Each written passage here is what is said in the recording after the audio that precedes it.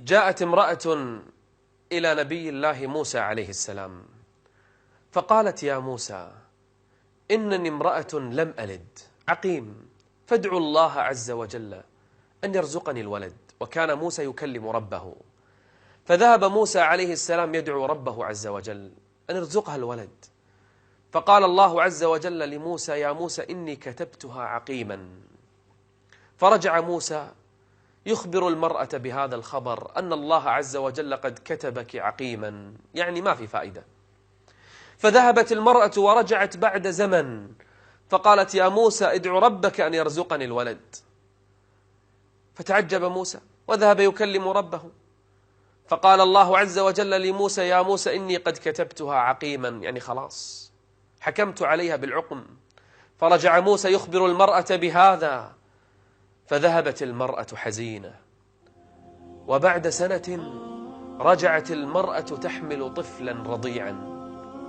عجب موسى عليه السلام، قال: يا أمة الله، ما هذا الطفل؟ طفل من هذا؟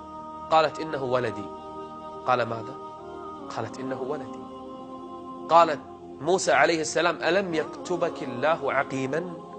قال: نعم، لكنني دعوته فإنه رحيم، وقلت: يا رحيم ارزقني الولد، ورزقني الولد. فرجع موسى يكلم ربه، قال: يا رب، دعوتك فقلت لي أنك كتبتها عقيما، فكيف رزقتها الولد؟ قال الله عز وجل لموسى: كلما كتبتها عقيما قالت يا رحيم، كتبتها عقيم وهي تقول يا رحيم، فسبقت رحمتي قدرتي ورزقتها الولد. لا تيأس من رحمة الله عز وجل. لا تقولي ما في فائدة، ولا تقل خلاص ما في شفاء، ولا تقل أنا سوف أموت فقيرا ولن أرزق أبدا. لا تقل هذه الكلمات، فإنه لا ييأس من روح الله إلا القوم الكافرون.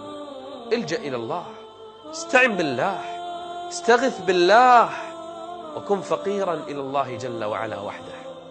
إنه الله جل وعلا. حتى النملة تمشي في الليلة الظلماء على الصخرة الصماء، تدب رجلها على هذه الصخرة فيسمعها الله جل وعلا. حتى النملة في تلك الصحراء تستغيث بالله أن ينزل المطر فيستجيب الله عز وجل لها. حتى السمكة في قاع البحر يرزقها الله جل وعلا. نحن كلنا فقراء إلى الله، كل شيء في الكون يسبح الله، فلم لا نكون فقراء إلى الله؟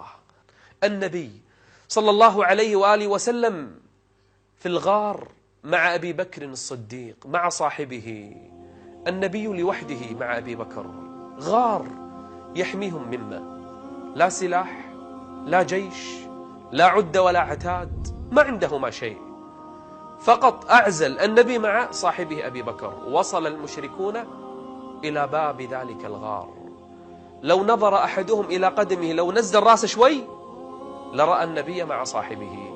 خلاص انكشف الأمر. أبو بكر بكى خوفا على رسول الله، قال يا رسول الله، لو نظر أحدهم إلى قدمه لرآنا. فقال النبي صلى الله عليه وآله وسلم: يا أبا بكر، ما ظنك باثنين؟ الله ثالثهما. الجأ إلى الله وسينجيك الله عز وجل. يا أبا بكر لا تخف، الله عز وجل معنا. اجعل قلبك دوما مفتقرا إلى الله. ماذا تحتاج؟ تحتاجين الولد؟ افتقري إلى الله. تحتاج الطعام والشراب؟ افتقر إلى الله. يا عبادي كلكم ضال إلا من هديته فاستهدوني أهدكم. يا عبادي كلكم جائع إلا من أطعمته فاستطعموني أطعمكم.